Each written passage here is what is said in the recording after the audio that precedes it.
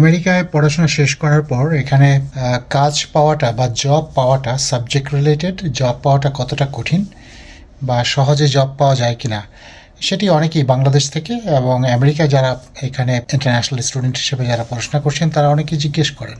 আসলে একটি জিনিস আমার মনে হয় যে অনেকেই জানেন, সেটি হচ্ছে যে এখন জব পাওয়া একটু চ্যালেঞ্জিং, কারণ 10 থেকে 15 বছর আগে যতটা ইজি ছিল এখন সেরকম না, কারণ প্রচুর ইন্টারন্যাশনাল স্টুডেন্ট এখানে পড়াশোনা করছে। এবং আমি যদি বলি বিশেষ করে গত 2-3 বছরে বাংলাদেশ থেকে যারা এখানে এসছে তাদের একটা বড় অংশই তারা এখানে পড়াশোনা করছেন ঠিকই, কিন্তু তারা স্টাডিতে সেরকম সময় দিতে পারছেন না বিভিন্ন কারণেই। তো এখন পড়াশোনা শেষ করার পর জব পাওয়াটা আমার মনে হয় এটি একটি ভীষণ রকমের চ্যালেঞ্জিং ব্যাপার, যদি না আপনি আপনার সাবজেক্ট সম্পর্কে খুব ভালো জানেন, যে ইন্ডাস্ট্রিতে আপনি জব করবেন সেটি সম্পর্কে ভালো না জানেন।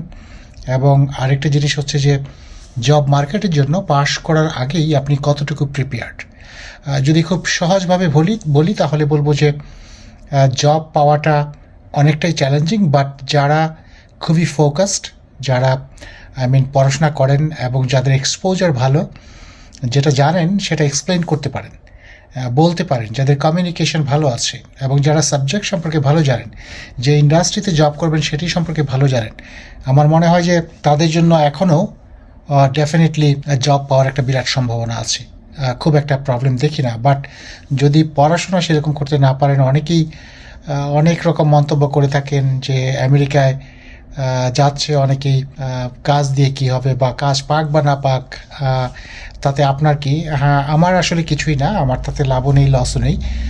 বাট যেটি হয় অনেকে জানতে চায় এবং আমি কিছু ইনফরমেশন দিয়ে থাকি এবং প্রত্যেকটা ইনফরমেশন চেষ্টা করি যে রিসার্চ করে, এবং যাতে করে সঠিক ইনফরমেশনটা দেওয়ার জন্য, যাতে করে অনেকের উপকার হয়, তাতে করে কারো কারো হয়তো বা উপকার হয়, কারো কারো হয়তো বা উপকার হয় না।